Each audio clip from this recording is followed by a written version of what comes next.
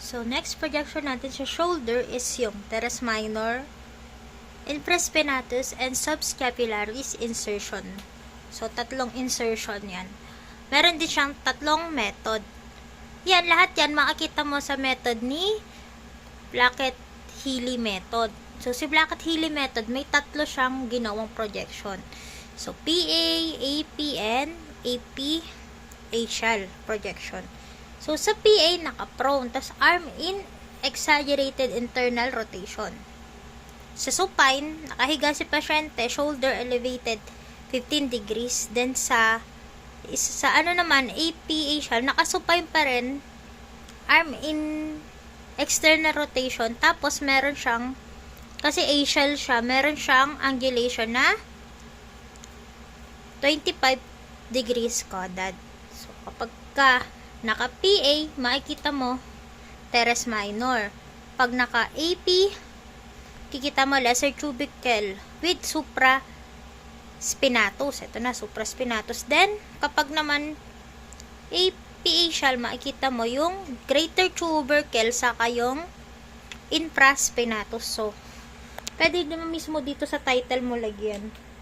Yan tatlo na insertion na hinahanap. Ulitin natin. Pag teres minor, teres minor, PA. So, pag teres minor, PA. Pag infraspinatus, infraspinatus, apap. Apap. Ayan, apap. Pag subscapularis, AP. Simpleng AP lang. So, ayan. Kung gusto mo makita kung anong itsura niya ni Blackett-Healy, ito siya. Blackett-Healy, ito. Ayan yung AP. AP, nakaganyan ganyan mo siya, parang nakapamewang siya. Pa naman PA, nakapamewang pa rin, pero patalikod. Paano yung PA? Ayan. Hindi, ayun. Ayun, yun yung PA niya. Yan yung itsura niya. So, ayan yun.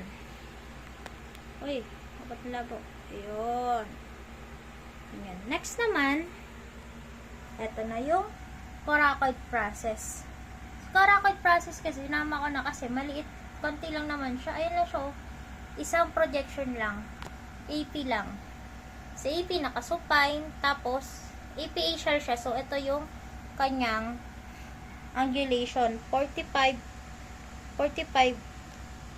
to 45 degrees kada. Tapos makikita mo is coronoid process with minimal superposition. Yan lang.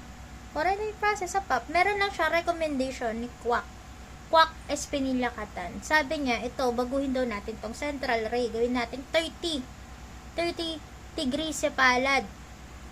Kung round shoulder. Tapos caudad naman kung straight back. Mali. So, yan lahat.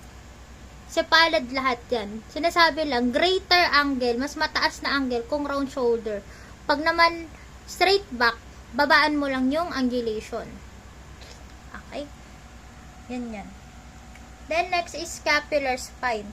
Sa scapular spine, may dalawang projection dyan. Parehas tangential. Yung isang tangential may pangalan. Yung isa walang pangalan. Yung may pangalan is Lakir-Perkin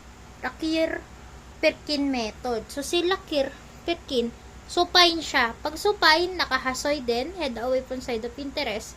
Tapos, ang central ray niya, 45 degrees caudad or 35 for obese and round shoulder.